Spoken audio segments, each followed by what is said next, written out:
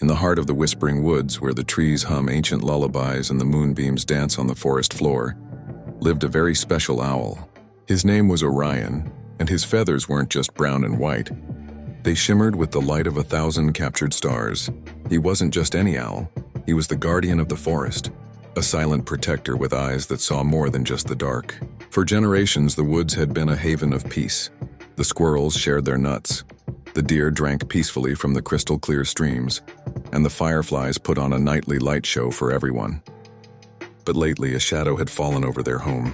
A strange, unsettling silence had replaced the usual cheerful chatter. The air grew thick with tension. The source of this darkness was a gang of chipmunks, led by a particularly nasty one named Striker. Striker was different.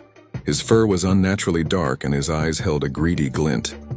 He and his gang weren't content with just gathering their share of nuts. They wanted everything.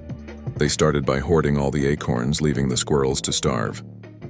Then they dammed the streams with stolen twigs and mud, turning the fresh water into stagnant pools. They bullied the smaller creatures and gnawed at the roots of the oldest, wisest trees. The forest was crying out in pain. Orion watched from his perch high in the great oak. He saw the fear in the eyes of the rabbits and the hunger in the bellies of the squirrel families. He knew he couldn't just watch any longer. One night, as Striker and his cronies were celebrating their latest heist, cackling as they sat on a mountain of stolen berries, Orion descended. He landed without a sound, a phantom of starlight and shadow.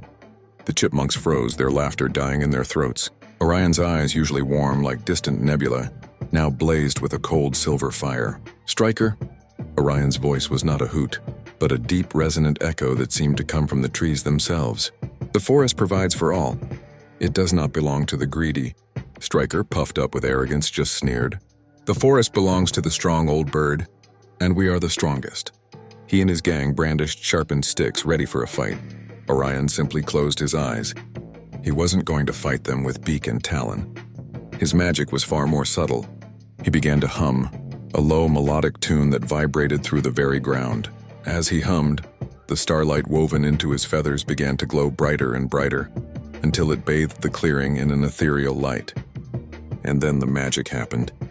The mountain of hoarded acorns and berries began to tremble. One by one, tiny green shoots sprouted from them, growing at an impossible speed.